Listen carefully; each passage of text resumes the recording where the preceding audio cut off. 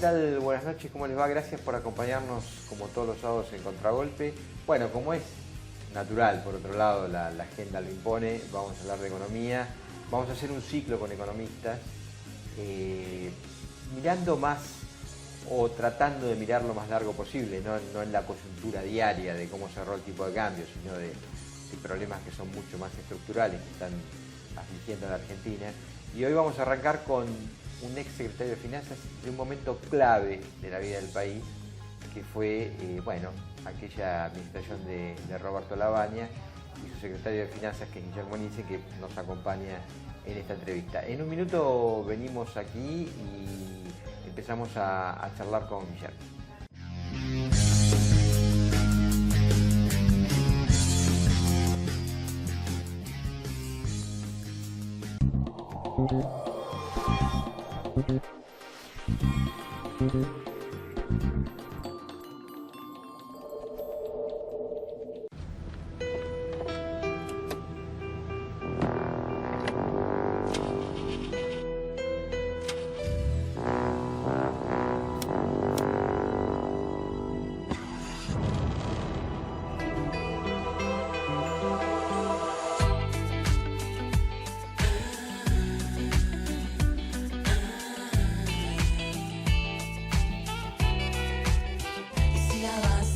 Hacela bien. Pedí tu préstamo online. Banco Ciudad te quiere ver crecer. Hoy es momento de descubrir, de encontrarte con vos, de imaginar, de soñar, pero en grande. San Juan celebra los vínculos. Venite a San Juan. En Vicente López seguimos acompañando a las escuelas y sus familias, con becas para 1 de cada 4 alumnos y un kit escolar completo para 13.500 chicos. Que todos los chicos estudien en igualdad de condiciones. Eso es vivir mejor. Estamos abriendo escuelas donde antes no había. Juntos estamos transformando la educación de la ciudad. Buenos Aires Ciudad. Vamos, Buenos Aires.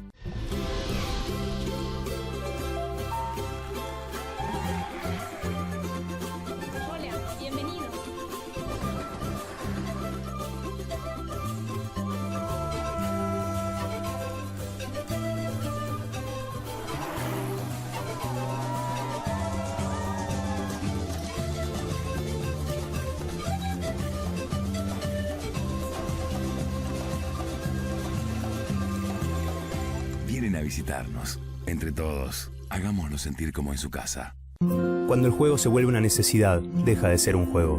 Entre todos, podemos prevenir la ludopatía. Pedí ayuda llamando al 0800-444-4000. Buenos Aires Provincia. Entre todos, podemos más.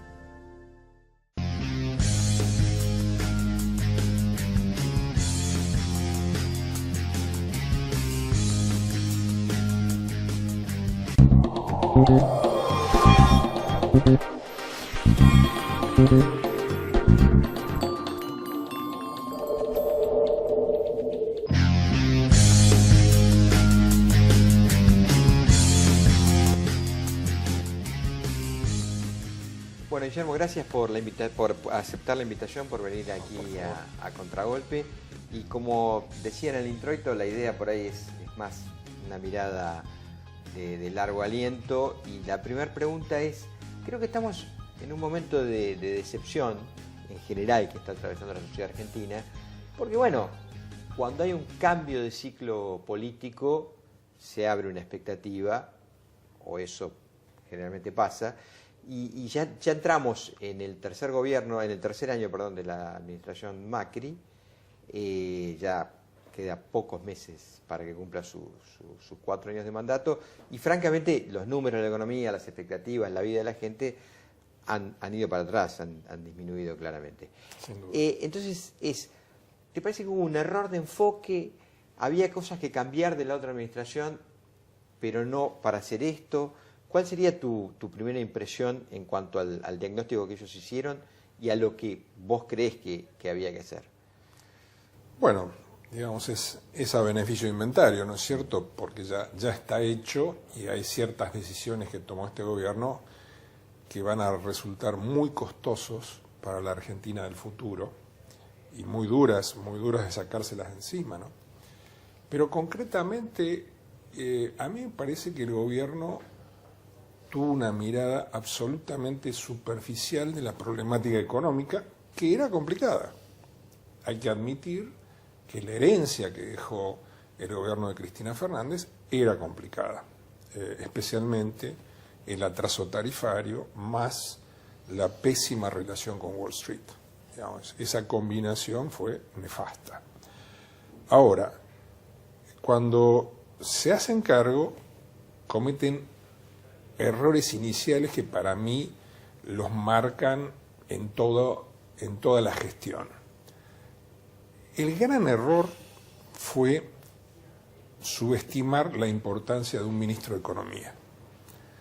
Recordemos que cuando se hace cargo el presidente Macri, lo que hace es balcanizar, abrir en diferentes, lo que eran secretarías, los transforman algunas en ministerios, etcétera, pero el Ministerio de Economía y el rol del ministro de Economía como tal quedó absolutamente desdibujado.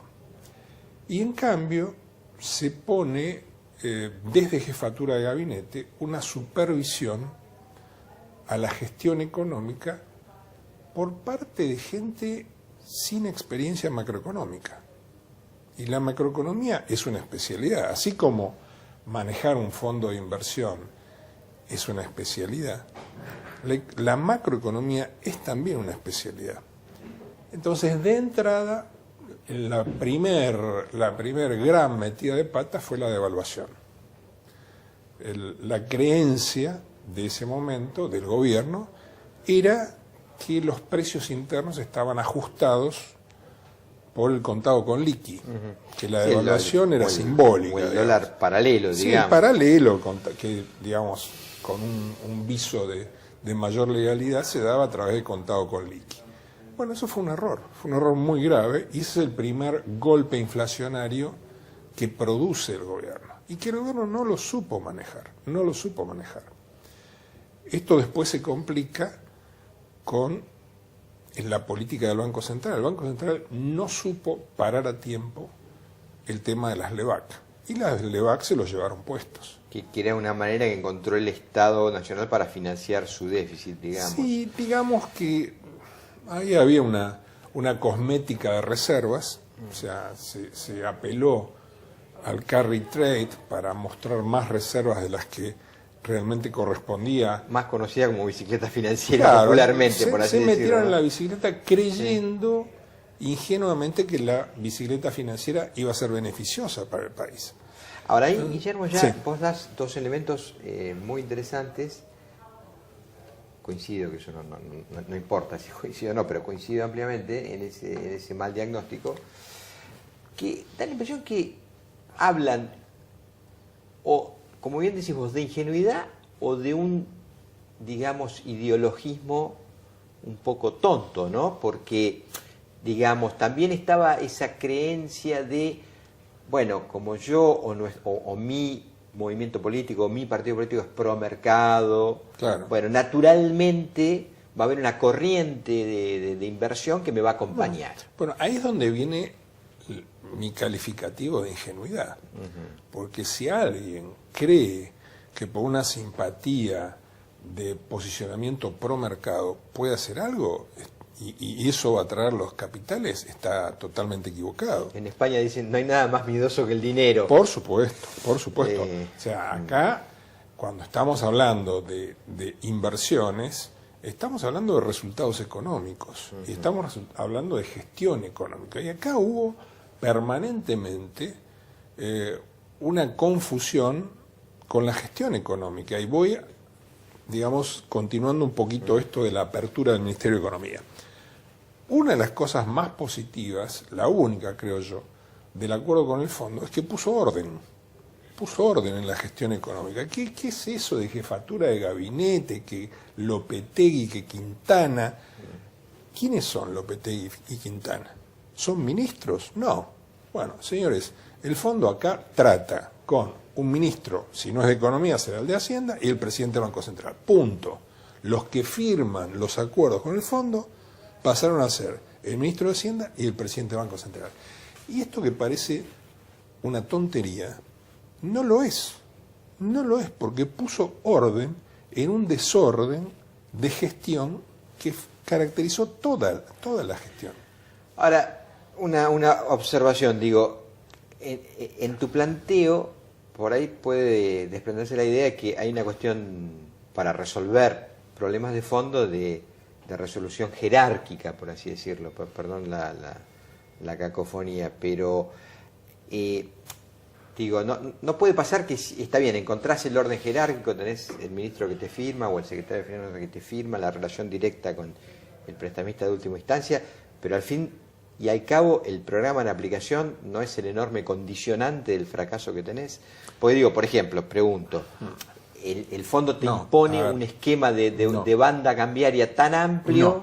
No, el condicionante mayor fue un endeudamiento absolutamente absurdo. Ese gran endeudamiento... Para financiar además gasto corriente. Para digamos. financiar el aumento del déficit. Porque vamos a decir las cosas como son. El primer año de Cambiemos fue de aumento de un déficit abultadísimo que ya venía de la gestión de Cristina. Pero esa es la madre del problema. La madre del problema es, siguieron con un gasto público desbocado, no tocaron nada, incorporaron más gente y siguieron tirando manteca al techo, cuando lo que correspondía hacer era, de entrada, bajar el gasto. Bajar el gasto. Querían hacerlo gradual, bárbaro. Pero gradualismo es ir para abajo, no es ir para arriba. Tendrían que haber bajado y haber manejado, en sintonía con esta baja de gasto, un nivel de endeudamiento razonable para el país. Porque acá esto se detona con la crisis de deuda. Un país que estaba totalmente desendeudado, 2 años y medio, digamos, para redondear, 2 años y medio después, con una crisis de deuda y va corriendo al Fondo Monetario, pero es de locos. Y el capítulo de las desregulaciones, digamos, o sea, por ejemplo, una cosa que se dice o se aprecia es que tenés el, entre comillas, mercado financiero absolutamente desregulado, digamos, la posibilidad de que entren y salgan mercado de capitales con absoluta facilidad. No, es parte de esta fantasía, ¿no es cierto? De darle... No hay ningún país del mundo, salvo, no sé, la Argentina, si por ahí hay alguno más, donde vos puedas entrar una cantidad de dinero, pasarlo a pesos, tomar tasa, volver a comprar dólares, salir. Hay varios países que lo hacen, pero nadie da tanto tiempo para liquidar, por ejemplo, las exportaciones.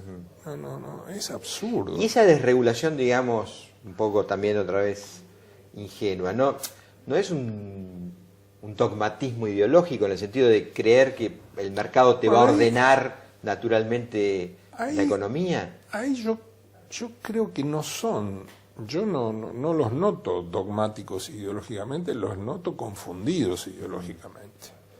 No son liberales, tienen rasgos predominantes de desarrollismo, pero por un lado hablan del mercado, pero por otro lado le tienen pánico al mercado. O sea, hay una cosa muy rara. ¿Desarrollismo dónde lo ves? ¿Porque fomentan la obra pública, por ejemplo? Claro. Bueno, vamos a hablar también de alguna cosa positiva de este gobierno, si me permitís, pero sí, claro. Yo creo que el gobierno, lo más positivo que tiene, el cambio fundamental respecto a la gestión anterior, es en la gestión de la obra pública. En la gestión de la obra pública. Han puesto gente a trabajar de mucha experiencia en el sector privado, de tratar con obras públicas o estar cerca del tema de obras públicas, y realmente han hecho un trabajo muy bueno. Punto fuerte para mí hay 2. Gestión de obra pública y lucha contra el narcotráfico. No contra la inseguridad, donde están flojos también, sino contra el narcotráfico. Ahí hubo cambios y cambios muy fuertes. Pero ¿qué pasa? Se les cae la macro, los errores que hicieron para la gestión de la macro se les caen como un piano, y me parece que eso, en definitiva, termina tiñendo la totalidad de la gestión. Y volviendo estrictamente a la economía, y sí, ya esto es más coyuntural, pero bueno, es inevitable y necesario. A todas luces da la impresión que el gobierno es un jugador de frazada corta, digamos. Bueno, baja un poquito la tasa, se le dispara el dólar, sube mucho la tasa, ancla un poquito el dólar, pero esa subida de tasa fenomenal le mete más parate ya a una actividad económica muy parada, y entonces ese círculo vicioso, bueno, da la impresión de que el gobierno no lo puede romper, le está generando una inflación muy alta, entra de lleno al proceso electoral y, insisto, con condicionantes que, bueno, da la impresión que lo van a marcar, ¿no?, hasta el final de mandato. Yo creo que un error es lo que estamos viviendo en estos días, donde el gobierno acelera el proceso electoral, cuando en realidad el foco del gobierno debería estar en la gestión. Y aceleran, porque el único candidato Es Mauricio Macri. que está dando vueltas es Mauricio Sí, Macri. presidente. El único que habla Claro. en clave electoral es Mauricio Macri. En condición de asumido Es- como candidato a presidente, ¿no? Claro, pero falta muchísimo.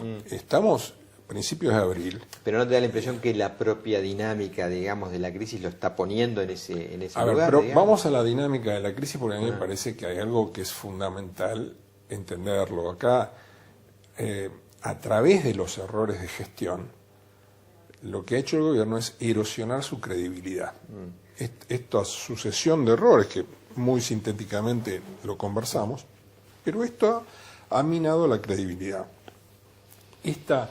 Esto no tener un ministro de Economía en serio, gestionando una crisis, y haber dado tantas vueltas, les ha minado totalmente la credibilidad. Y el subyacente de este fenómeno de la frazada corta es que quieren usar la tasa como sustituto de la credibilidad. Para anclar el tipo de cambio. Y eso no funciona. La credibilidad es algo que no es aritmética, no es matemática financiera. La credibilidad pasa por la gente. La gente se siente cómoda, cree o no cree. Y acá la gente no cree. Entonces, como no crees, te mato con la tasa. Y entonces, si no tenés credibilidad, la gente, y además acá también hay que decirlo, se están jugando intereses de grandes jugadores, de grandes fondos que están pulseando en el mercado financiero. Digo, ¿qué posibilidad hay de ese famoso flight to quality, donde ya vos no tenés, digamos, ninguna seguridad de que el carry trade te resuelva? No, está pasando eso. O sea, Vos ves acá dolarización de carteras. Yo veo una incipiente dolarización de carteras que todavía no empezó. Está ahí en los pero que no va a haber sustituto para esto. Porque además estamos en un proceso electoral que se presenta muy binario, ¿no es cierto? Hasta ahora sí. Hasta ahora se presenta muy binario. A Cristina Fernández le está funcionando no abrir la boca. Exactamente. Le está funcionando muy bien. Sí, yo creo que Guillermo, ahí, Entonces, perdóname, sí. me parece que está pasando esto. Cristina Fernández no es que haya crecido tanto o algo por ahí creció, sino es que el que se ha caído mucho es el presidente. No, Entonces también. se le generó en el medio, allá hay una diferencia en cualquier estudio demoscópico que vos tomes, Sí. donde ella ha tomado la delantera, digamos. Sin hacer Nada, nada. quedándose callada. Quedándose callada. Pero bueno, el Bueno, y país además, que se ve es Guillermo, un país binario. O sea, Te digo, mientras ella siga sin dar señales de reconciliación con sectores medios, mejor para ella que se quede callada, porque digo, Claro. quiero decir, a ver, Claro. es decir, su deriva cubana, yo llamo Sí. deriva cubana a, Increíble. a su necesidad de, bueno, de por ahí sacar a su hija del foco judicial, pero digo, me da la impresión, su foto con Raúl Castro, con el presidente Sí, de Cuba, con Díaz Canel, sí. está Sí, muy lejos, en campaña, donde está lejos de generar donde el voto que se le escapa a ella es el voto de clase media, ¿no es Exactamente. cierto? Y no tenés ningún guiño a ese sector, digamos. Ese sector no hay ningún guiño a Wall Street. Ninguno, y eso es absolutamente gravísimo. ninguno. Eso es gravísimo. Vos tuviste, perdóname si querés contarlo, bueno, es un poco de dominio público, que tuviste una reunión en privado con Sí, ella, sí. no sé si te interesa repasarlo. No, mira, yo hablo con mucha gente, hablé con ella también, obviamente, donde ella me preguntó cuál era mi visión del proceso económico. Como pasa con muchos empresarios, ¿no es cierto? Y yo no formateo lo que digo de acuerdo al interlocutor. Venís acá y hablamos de lo que vos me preguntás, y con ella lo mismo. Exactamente. O sea, mi visión es mi visión y sigue, es conocida. Pero ¿no notaste en la expresidenta una actitud revisionista, por así decirlo, de algunos procesos que le tocó afrontar? Mira, es una infidencia, esto no debería decirlo, pero la verdad que sí. Yo noté una visión más, o una actitud más curiosa respecto a cosas que no eran parte del grueso de su gestión de política económica, sino que eran de otro sector ideológico. Yo noté una búsqueda de ver, bueno, fulano, mengano, que yo, no son de mi palo, pero, ¿me entendés? O sea, debería escucharlos. Yo noté una actitud de escucha y de análisis, ¿no? ¿Te llegó la información que ella tuvo reunión o tuvo algún contacto con el Fondo Templeton? El Fondo Templeton, aclaramos, es uno de los fondos que más está hoy participando. Sí, salió publicado esto en estos días y lo tengo confirmado además.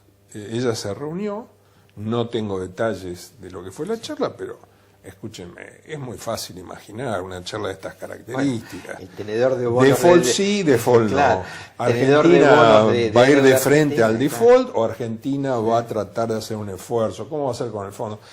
Es muy fácil armar, sin tener el detalle, las líneas principales de un diálogo así. En el buen sentido de la palabra, te voy a usar en tu rol más importante, creo yo, que te tocó en la vida económica argentina, que fue ser, como dije, secretario de Finanzas de la Administración Lavagna.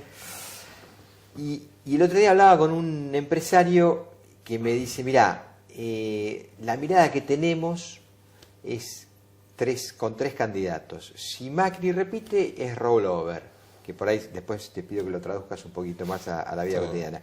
Si Lavagna es presidente, si esa alternativa tercerista remonta a vuelo y finalmente Lavagna se convierte en alternativa, es una reestructuración muy dura con los acreedores, parecida a la que le tocó vivir cuando ustedes tuvieron que manejarse en ese terreno, y si es Cristina Fernández de Kirchner, directamente es un default.